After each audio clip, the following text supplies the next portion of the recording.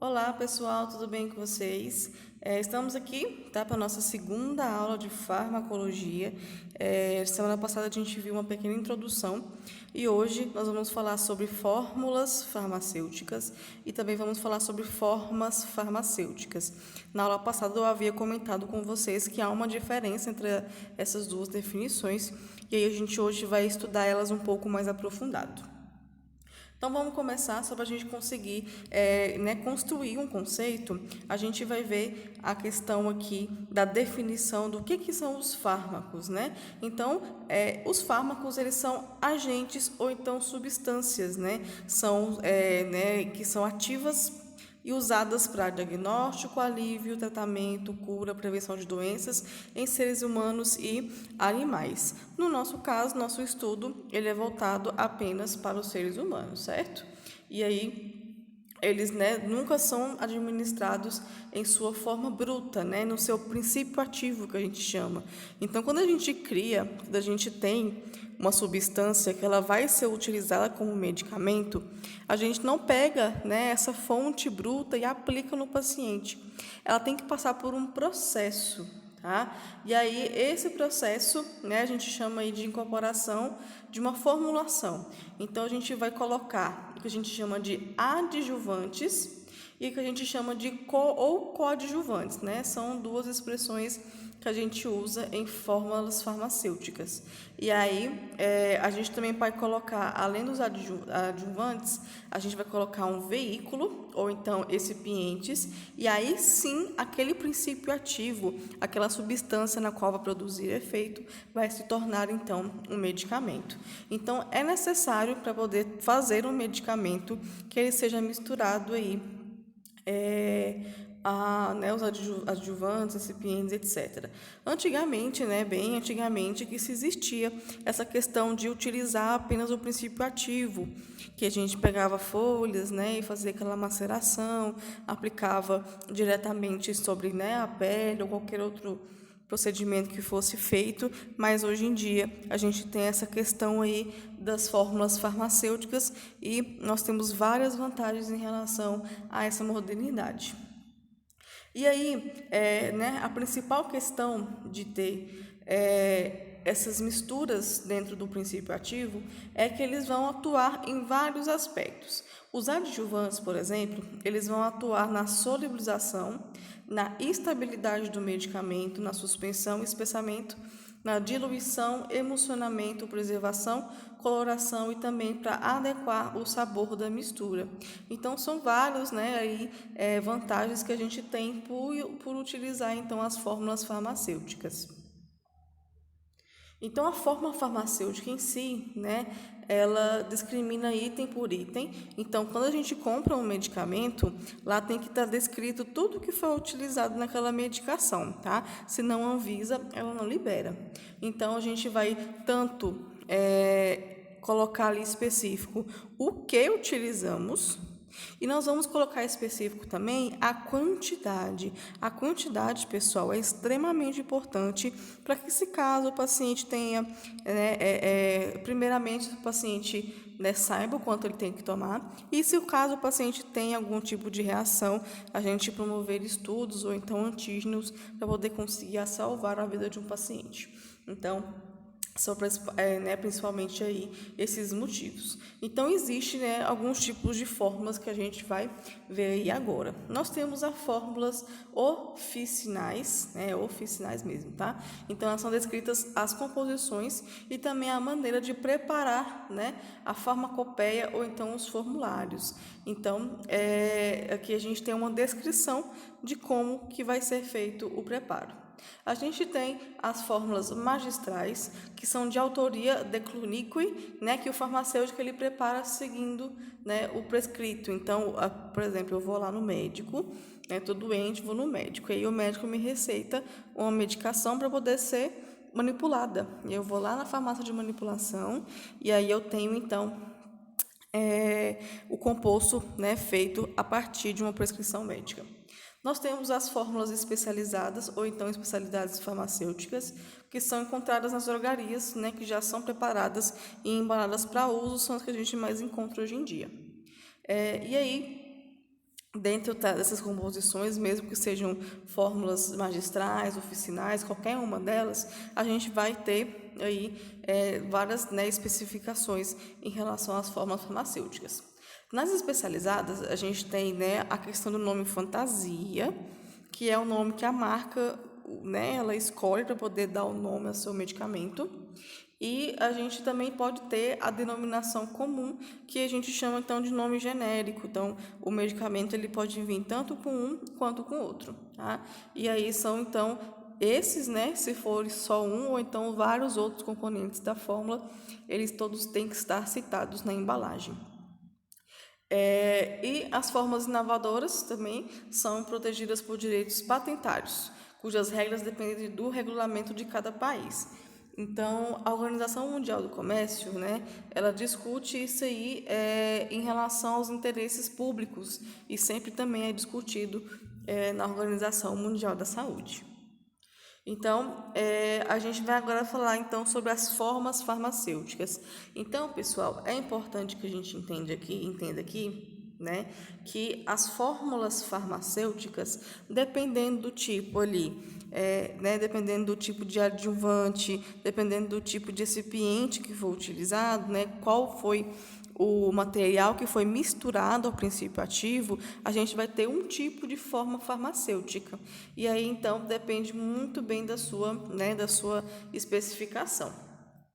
Então, eles, né, não são consumidos, né? O medicamento ele nunca é consumido puro, então tem que ser transformado em uma fórmula farmacêutica, e aí cada fórmula farmacêutica tem um tipo de fórmula, né? As fórmulas compõem a forma farmacêutica. Então, a gente tem aqui, o primeiro requisito que a gente tem que levar em consideração é com relação às formas farmacêuticas e às suas vias de administração. As formas farmacêuticas, elas são desenhadas para atender às necessidades das pessoas, buscando então a farmacoterapia mais eficaz, segura e cômoda. E também ela tem uma relação direta com as vias de administração.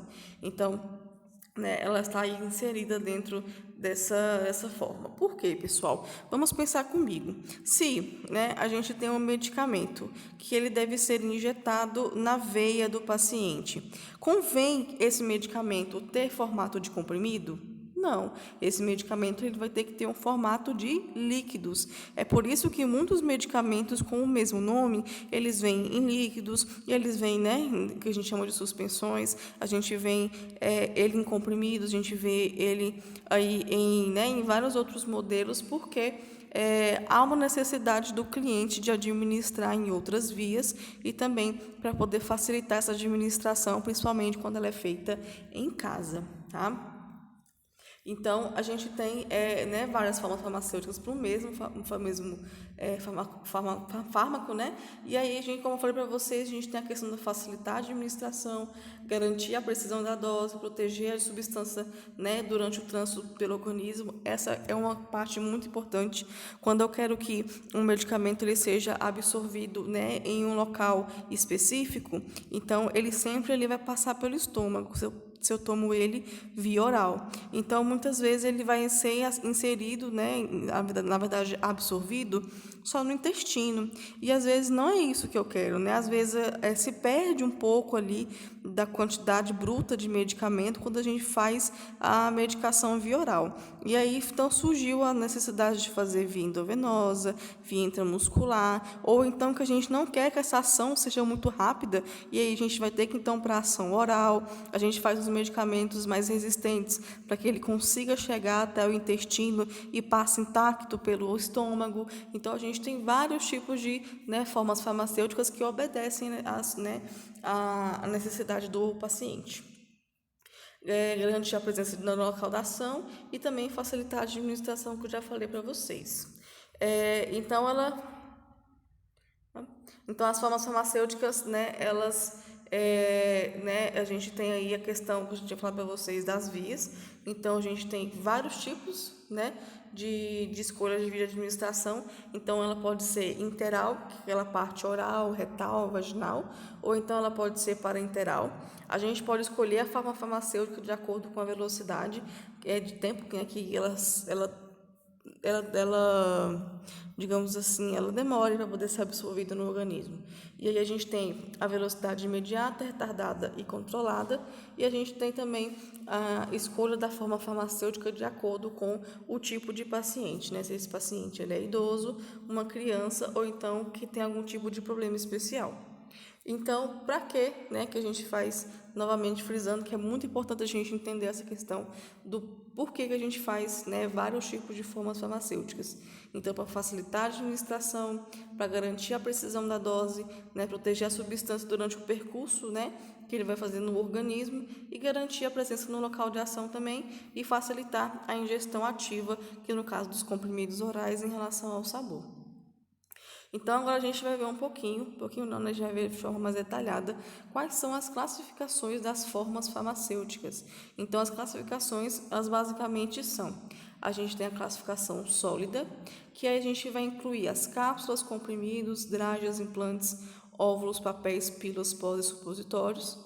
Nós temos a classificação semissólida, que envolve cremes, pastas, pomadas, loções e também ungentos. A gente tem as líquidas, que são as suspensões, emulsões, soluções, gotas e xaropes, né, e enemas, óleos, colutórios. Nós temos as gasosas, que são os inalantes. E nós temos também os especiais, que são formas, né, que a gente, que são além de formas físicas, que são os sprays e também os aerosóis. Então, primeiramente, a gente vai falar um pouquinho sobre as formas farmacêuticas sólidas, né? Começando então pelos comprimidos. Então, os comprimidos, né, são formas farmacêuticas sólidas, né? Elas são rígidas, contendo princípios ativos, geralmente são preparados com o auxílio de adjuvantes adequados, né, que são os recipientes. Então, como eu falei para vocês, os adjuvantes, né, ele tem uma formulação para poder ser acrescentada no princípio ativo, e nesse caso ele vai servir para poder dissolver, suspender ou então se misturar de forma homogênea, né, para poder então confeccionar o medicamento.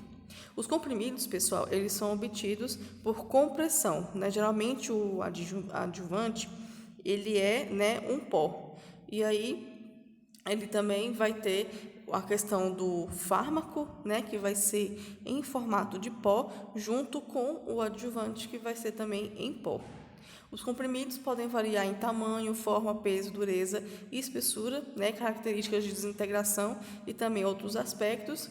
E na maioria dos comprimidos a administração é via oral, né, mas a gente também tem alguns que é via sublingual, oral, ou então retal ou então vaginal, tá? Então aqui a gente tem vários tipos de comprimidos, né, tem várias cores, tamanhos, espessuras, formatos. Então, né, a gente tem várias formas e uma das explicações que a gente tem para essa variedade tão grande é para que a pessoa que toma muitos medicamentos não se confundir na hora da ingestão. Então, quais são as vantagens dos comprimidos? Os comprimidos, eles permitem adicionar vincos e gravações. Então, aqui a gente pode colocar marcas, a gente pode colocar nomes que facilitam a identificação, né? E as marquinhas, os vincos, são para poder fazer aquela quebra do medicamento em 2 ou 4 partes. A gente também tem a questão da dosagem correta, né? Um alto grau de precisão.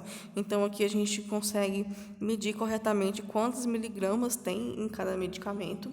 Nós temos também uma maior estabilidade do que as outras formas, né? Ele fica mais estável, ele não se desintegra facilmente. A gente tem as formas de administrar fármacos insolúveis em água, reduzir a percepção de sabores e odores desagradáveis, que uma vez que você coloca na boca e engole, você não sente, né, praticamente gosto nenhum. Reduzir a percepção de sabores, eu falei, possibilidade também de introduzir revestimentos, possibilidade de controlar a liberação de fármacos e resistência a choques e abrasões. As desvantagens do comprimido são que a absorção ela é menor, né, se comparado a medicamentos em formato de soluções e também de líquidos, e eles provocam irritação da mucosa gástrica. E também favorece a formação de complexos com os alimentos, como a gente viu na aula passada. Então, a gente tem alguns tipos de comprimidos. O primeiro comprimido que a gente vai ver é os não revestidos, que ele possui uma camada única, né, uma única compressão. Então, ou então ele vai ter múltiplas camadas, que a gente vai pressionar e depois vai fazer né, acumular mais partículas e comprimir de novo, tá bom? E aí a gente tem, né, outras composições. Então, a gente tem a colistina D, que ele é feito, né, com ácido acetil salicílico, que é o AS, o dextrofenamina, o fenilefrina e a cafeína. Então, em cada camadinha desse comprimido, a gente tem, então, uma dosagem de cada medicamento, né, desse. A gente tem os comprimidos revestidos, que eles são cobertos por uma ou mais camadas, né? A gente tem as drágeas, que elas são uma forma farmacêutica sólida, cujo núcleo é um comprimido que passou por um processo de revestimento, e também açúcar e corante. A gente tem um comprimido tamponado, que são revestidos por uma película protetora de hidróxido de alumínio, né, então hidróxido de magnésio, para a gente poder, proteger o estômago, né, de quem sofre de gastrite ou então de úlcera. A gente tem comprimidos que tem a liberação, né, controlada ou então modificada, então ele tem uma tecnologia especial, da qual aquele comprimido ele vai se desintegrando, né, aos poucos, né, da forma que o corpo precisa, né, ele vai sendo liberado de forma lenta e gradual. Então, a gente tem aqui uma questão, né, de ser adjuvantes especiais, que eles vão soltando partículas para que o organismo ele consiga absorver aos poucos. Nós temos comprimidos efervescentes, que são, né, não revestidos, que eles são geralmente uma mistura de ácido e um carbonato ou bicarbonato, que eles são, né, reagem com a presença de água. Têm comprimidos mastigáveis, que eles não são revestidos, e eles, né, também permitem uma liberação um pouco mais lenta, que a gente faz ao mastigar. Nós temos os comprimidos sublinguais, que eles também não são revestidos, e eles são colocados debaixo da língua para eles serem absorvidos pela rede vascular sublingual, da qual, né, o efeito do medicamento aumenta muito, tá? Então, a velocidade de absorção de um comprimido sublingual é muito grande. E nós temos os comprimidos vaginais também, que são destinados ao canal vaginal. Então, a gente tem a libertação do princípio ativo, né, por meio de segregação, que ele é feito ali somente no local. E aí a gente tem aquela questão, né, de sempre se a gente deve partir ou não os comprimidos. Então, apenas os comprimidos que tiver um suco, eles poderão ser partidos, né? Então, tem alguns que têm um suco, ou então 2, que aí a gente pode, então, repartir em 4. Então, se o comprimido ele tiver um suco, né, a gente pode partir ele 2, mas se ele tiver 2, aí sim que a gente pode repartir ele em 4. Se ele não tiver 2 risquinhos, a gente não pode repartir. Nós temos as cápsulas, tá, pessoal? A questão das cápsulas, a gente às vezes, né, confunde muito a definição de comprimido, de cápsula, de drágia, mas eu acho que com essa aula a gente vai conseguir aí, ter um entendimento bem bacana. Então, as cápsulas, né, elas são preparações de consistência sólida também, né, fazem parte aí do grupo sólido e são constituídas, pessoal, por um invólucro. Esse é a principal diferença, né, entre os comprimidos. Esse invólucro, né, que está invólucro, em volta, né, que significa em volta, ele pode tanto ser duro ou então mole, né, e ele pode ter capacidades variáveis, né, de acordo com a necessidade da administração do medicamento. Então, ele contém uma quantidade de princípio ativo que normalmente se usa de uma só vez. Nele tem forma cilíndrica ou então ovoide, meio oval, assim, para a gente poder facilitar, então, a administração, né? E ele é formado por 2 partes. Se vocês forem perceber aí, né, eles têm sempre 2 corzinhas, porque eles têm 2 partes. E essas 2 partes, elas se encaixam e elas devem ser soldadas, né? Para poder, então, conter a substância que está ali dentro.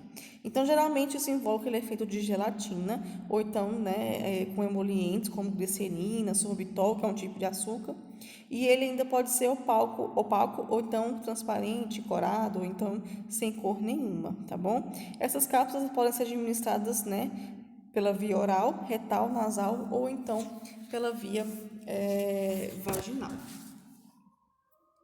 A vantagem e desvantagem desse tipo de medicamento, né, que ele permite administrar substâncias nauseantes ou então de sabor desagradável. Então, o paciente não tem contato nenhum com o tipo de princípio ativo que tem, né, esse gosto ruim. A gente liberta rapidamente os medicamentos depois da ingestão. Como uma cápsula de gelatina, ela absorve muito rapidamente. Então, logo o medicamento já é liberado. É fácil de abrir, né? Algumas pessoas têm dificuldade de engolir as cápsulas, não é recomendado, né? Isso aqui é só para quando o paciente realmente não tem condições de fazer a deglutição do comprimido. Então, aqui a gente não deve abrir o comprimido, tá? Então, só em casos extremos. A gente tem a possibilidade de adesão, né, no esôfago. Então, aqui é uma complicação do qual o medicamento ele pode ficar alojado ali em uma das dobrinhas ali do esôfago. A cápsula pode ser ingerida depois de umedecê-la, né, com água, e aí a gente evita essa adesão na boca, porque quando a gente coloca na boca, ela gruda. E aí, então, ela pode também grudar na garganta e também no esôfago, tá? Então, a gente pode, então, molhá-la antes de ingerir. A gente tem as pílulas dourar, né? A gente pílulas dourar-pílula, e a gente tem, né, são preparações farmacêuticas pequenas de consistência firme, sensível, né, e esférica. Então elas são deglutidas sem mastigar. Ela tem um peso ali que é de 0,1 a 0,5, são dissolvíveis no estômago, ou então podem ser absorvidas somente no intestino, e elas têm algumas vantagens, que elas mascaram o volume, o cheiro e o sabor desagradável, o volume fácil de administração, são resistentes à luz, umidade e ao ar, e podem ser revestidas para proteção de agentes medicinais, né? E podem promover também a desagregação no suco entérico. A produção é relativamente fácil também, né? E barata, e a especialidade médica que mais utiliza é a ginecologia, que são os anticoncepcionais, e elas sempre são administradas geralmente aí na via oral. Nós temos os grânulos, né, que são constituídos por substâncias medicamentosas associadas ao açúcar e também a adjuvantes, né, cujo conjunto tem aspecto homogêneo. Então, a gente prepara, umedecendo o pó e a mistura, e passa a massa umedecida por uma tela que produz os grânulos do tamanho desejado. Então, aqui a gente tem um exemplo, né, desse tipo de medicamento, do qual a gente vai ter esse tipo de preparação. Então, essas pequenas bolinhas a gente chama de grânulos, e eles são sempre colocados nessas cápsulas, geralmente de gelatina, que ao a gente, né, ingerir, a gente vai ter então a liberação desses grânulos no organismo, tá? Então, aqui a gente tem muitas, né, medicações cardiológicas e também gastrointestinais utilizam esse tipo de medicação. Aqui a gente tem, né, os pós, que também são uma medicação sólida, né? Os pós, eles são uma mistura de fármacos, né? Então, substâncias químicas finamente divididas na forma seca. Então, eles são, né, obtidos pela pulverização de substâncias ressecadas. Então, a gente faz o ressecamento daquela substância, depois a gente vai, né, pulverizar, bate como se fosse bater, e aí a gente vai, então, colocar uma temperatura, né, ali que não pode ultrapassar a 45 graus Celsius, porém ela é muito alta. Então, eles são administrados via tópica, oral e parenteral, e as especialidades médicas que mais utilizam são a pediatria e também a geriatria. Então, a gente tem os pós para poder fazer a administração oral, a gente tem os pós para, né, efervescentes, os pós para aplicação local e também os pós para preparação de medicamentos. As vantagens, né, que a gente tem, que eles possuem um efeito farmacológico mais rápido e regular, e possui também a maior absorção gastrointestinal, pode diminuir o risco de irritações, facilidade também de deglutição. A desvantagem é o sabor e o odor pronunciados, não tem como disfarçar, né, uma vez que ele está ali misturado, né? Sabor e decomposição de materiais higroscópicos, deliquescentes ou então aromáticos, e os custos elevados na sua fabricação de doses uniformes e também individuais. Geralmente, esse tipo de medicamento ele não pode vir um pote gigante de pó, né, porque ele pode perder a validade e também tem o problema de ter contaminação. Então, são sempre doses individuais. Aqui a gente tem, então, a questão, só para poder explicar um pouquinho, né, a questão, né, só um adendo, a questão da higroscopia, né, que a gente tem três definições. A gente tem o deliquescente, a gente tem o deliquescente, né, e o eflorescente. Então, aqui a gente tem material, substância que se dissolve apenas com água, né? A gente tem aqui hidratar, que é hidratada com água, e a gente tem a substância que hidrata, né, e perde água, né, porque a pressão do vapor é maior. Então, a gente tem esses 3 tipos de higroscopia, que são substâncias que se dissolvem com água, que são hidratadas e absorvem a água, e que, quando são hidratadas, perdem a sua água. Então, aqui a gente tem um tipo de higroscopia, que são acrescentados os medicamentos para poder, então, se obter esse tipo de efeito. Nós temos aí também os supositórios, que são formas farmacêuticas, né, destinadas à inserção e administração retal, né, no qual amolecem e se dissolvem, exercendo efeitos sistêmicos ou então localizados. São preparações farmacêuticas sólidas também e com formato adequado para poder introduzir no reto. Então, a gente tem alguns tipos de uso, né? A gente tem o efeito local, que ele é anti-hemorroidal, laxativos, anestésicos, anti-inflamatórios. A gente tem o efeito sistêmico, que são analgésicos, né? Antirreumáticos e também antitérmicos. A gente tem os antieméticos, os antigripais e aqueles que substituem as preparações que se administram, né, por via gastrointestinal, que são, né, irritantes, etc. Então, a gente tem princípios ativos diversos ali, né, e substitui medicações parenterais, hipodêmicas e intramusculares, e também pode substituir a administração endovenosa. Algumas vantagens dos supositórios são, né, poder ser administrado em pacientes inconscientes, evitam o efeito da primeira passagem, fármacos estáveis, né, no tubo digestivo, irritantes, fármacos eméticos e possibilidade de deglutição, e pacientes pediátricos ou então idosos, e a via mais confortável para o paciente, né, realizar esse tipo de medicação. Então, a gente tem algumas desvantagens, que a gente tem o desconforto terapêutico, porque, né, algumas pessoas têm muita vergonha em relação à colocação do supositório, muito preconceito, né, e as especialidades que mais usam esse tipo de medicamento é a pediatria e também a geriatria. Então, aqui a gente tem um modelo de supositório, né, como vocês podem ver, é pequeno, então eles são bem confortáveis para poder serem inseridos no reto e não provocar dor ao paciente.